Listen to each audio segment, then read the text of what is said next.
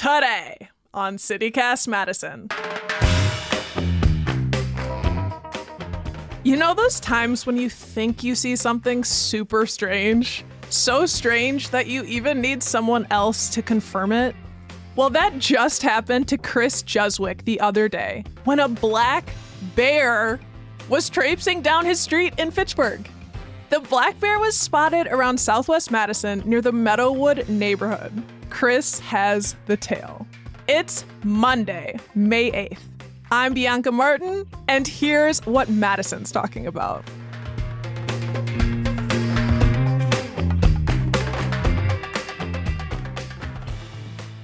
Hi, Chris. Good morning. Hi, how are you? I'm doing pretty well. How are you doing? Good. I'm recovered. I'm a recovering bear seer, I guess. I'm getting over it, but I still do every time I walk outside, look both ways down our street just to be sure. Oh my gosh, you're forever changed. So give us the scene. You're in Fitchburg, your Fitchburg home, Saturday afternoon. You look out your living room window. Then what? So I should preface this, Bianca, by saying we've lived here 25 years. This is a very established neighborhood. It's probably the first houses were probably built around here maybe in the early 70s. So, it's not like, there's just been a bunch of houses built around here and everything kind of got turned upside down. You kind of know what to expect in your hood. Right. And in 25 years, we've seen foxes and we've seen, things, but you really wouldn't expect this. And anyway, so we were sitting in our front room watching TV and getting ready to go to a wedding. And I looked outside and, your first reaction is, what is that? And I kind of yelled out to my wife. I said, Ann, what is that, a bear? And we looked across the street and this bear was just strolling across our neighbor's front lawn. I mean, it wasn't small, it wasn't giant, but it wasn't small. And so, there was no confusion as to whether it was a dog or something. Sure. I said, oh my God. And she said, oh my God. And the hair on my arms, it's standing up again right now. The hair on my arms stood up straight because it was just so unusual. And did you believe your eye? I mean, it would be like, am I is something wrong with me? Is it me? That's exactly what I thought. And I said, and my first thought was, I've got to go out and take a picture. Right. I was really kind of stunned by how quickly it moved. I mean, I didn't know, it wasn't like it was running, but so it went to our neighbor's backyard and climbed over the fence. It's a chain link fence. And it just went over it like nothing, like it wasn't even there, just, and I thought, wow, that's amazing. And then it came back out because it didn't like what was in the backyard. We later learned a little bit about it from reading about it and hearing about it, that it was looking for a place to go to sleep in a tree, and there were no trees in this backyard. So it came back over.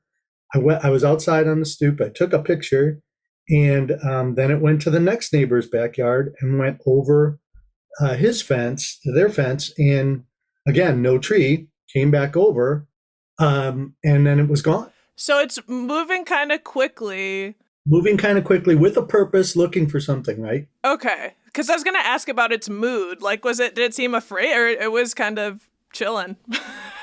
Yeah, good question. I would say it was more looking for something than it was just sort of chilling out for a walk. You know what I mean? I didn't know what to do. I didn't know if it was going to be, if it was dangerous or if it was, I don't know what they're going to do. The only thing I could remember, you hear and read all these things as you go through life, and you're like, oh, what are you supposed to do if you run across a bear? And my first thought was, I think you're supposed to stand still. And I thought, well, easier said than done. When I read that, I was like, oh, 10, 20 years ago, sure. If I run across a bear, stand still. Remember that, Chris. And then as it's walking, across the street from, I'm like, I would never want to be so close as to stand still. I would freak out. I would never be able to do it.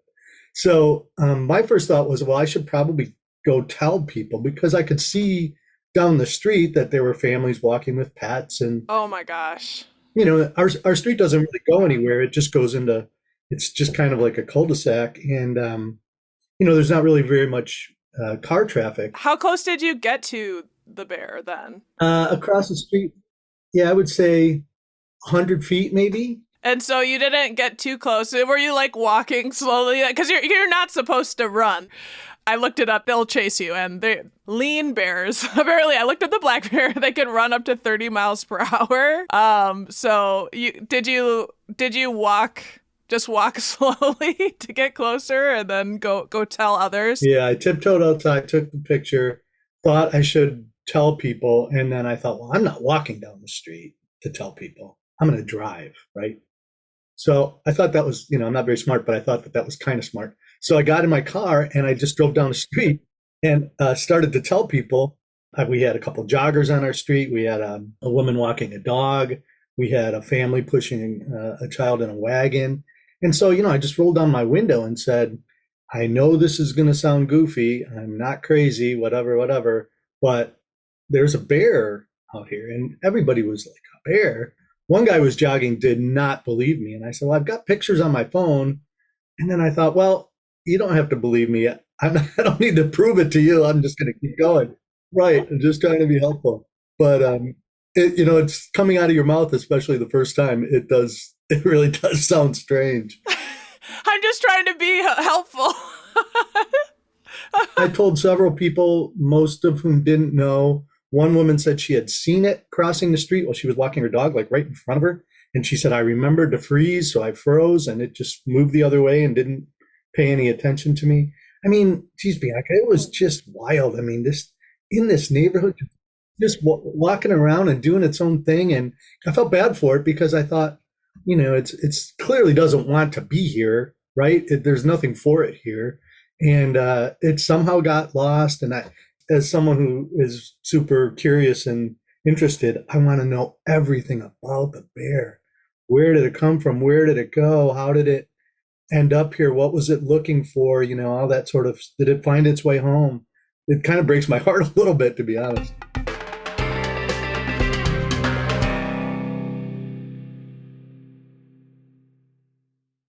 Well, so you said, it was very obvious that it wasn't a dog, but it wasn't massive. There's no grizzly. If you were to compare it, like what size, could you share more details about that? Oh gosh, I'm really bad at this. I'm bad at judging crowd size, and I'm bad at judging animals, size of animals. Would you say like weight, like your waist? Oh, would it? That's a good question. So if I was standing next to it, would it have been above my waist?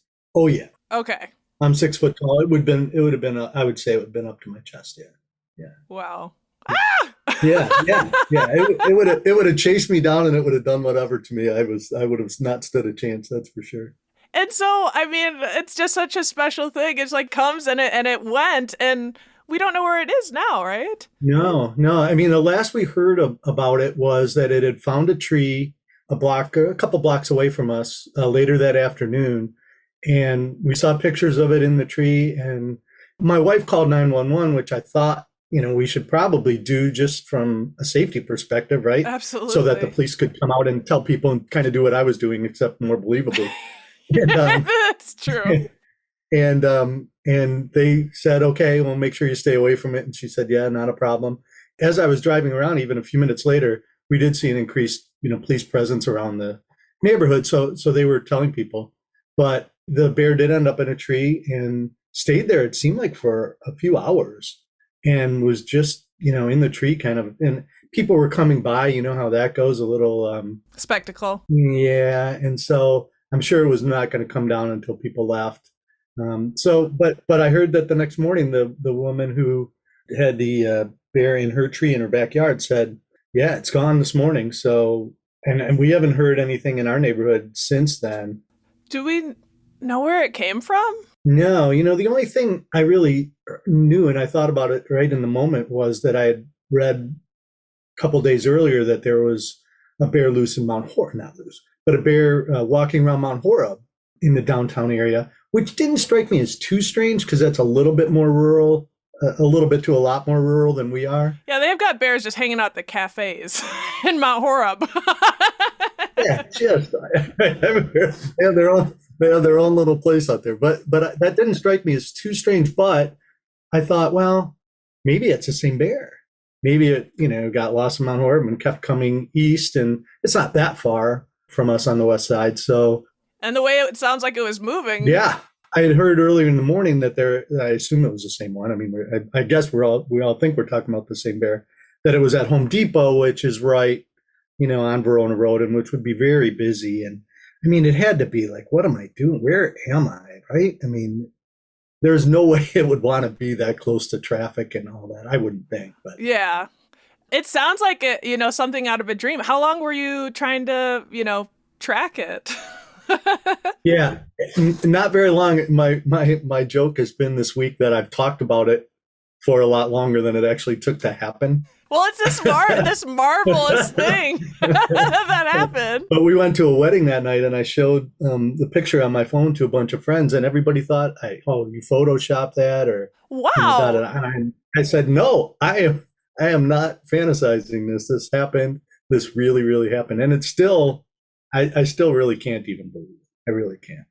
It's so wild. Animal sightings in any degree is like such a wild experience. And I randomly, with my sister, we were out swimming in California and a great white shark came. Of course, I feel like we summoned it because we said we were afraid. And then all of a sudden you see the fin, and all of a sudden people were deputized to help out, like, please, like, alert people in the water so they know, because there's someone who was, and there was some people like risking their lives to go let this one person know. And he just like, I don't care. And stayed by it and wanted to get close.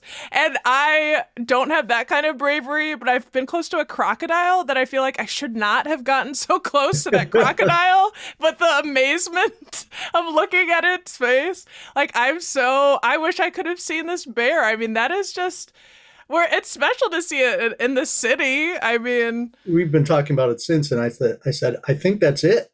We're never going to see a more wild creature on this street ever. I couldn't imagine what else we would see, unless something would escape from the zoo or something. Knock wood. I mean, is there any possibility that this is a shift, that we have to normalize seeing things like bears being a part of Madison's urban wildlife? Maybe that you actually may be onto something. And when my wife called 911, she said, "Well, post it on Nextdoor," which I was in the process of doing. And there have been a lot of comments on my post and on others saying, this is what happens when we build things and move things around and change happens, and maybe it's a sign of something. I don't know. Well, it's such a special experience, and it sounds like it is. I'm glad I saw a bear. I'm glad I saw a bear. Hope he's okay. But I'm. I've been around a while, and I'm glad I can actually say that I saw a bear. Yeah. Well, hey, Chris, thank you so much for taking the time to tell us what happened. My pleasure. Thanks for asking about it. That's Chris Juzwik, Fitchburg resident and black bear whisperer. The Wisconsin DNR advises that if you see a black bear, best to leave it be. Madison police confirm they've had no new sightings, so perhaps the bear was just passing through.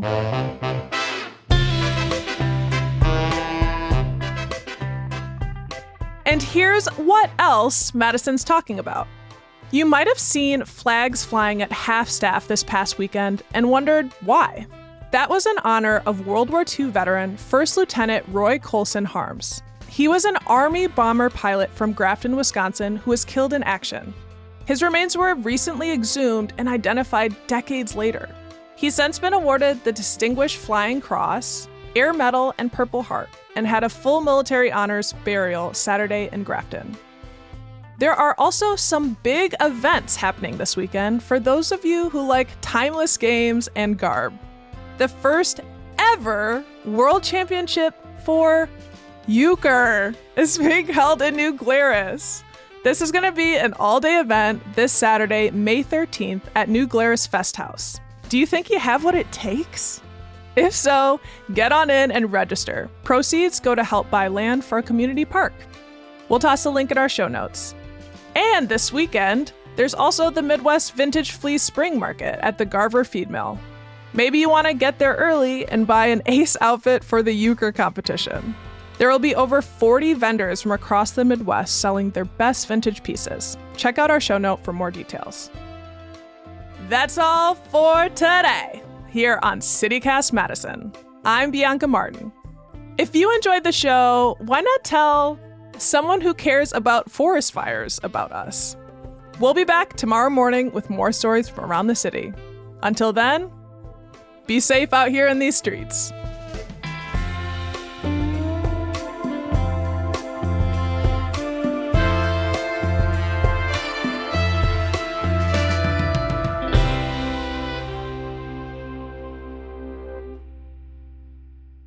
Yeah, they've got bears just hanging out at the cafes.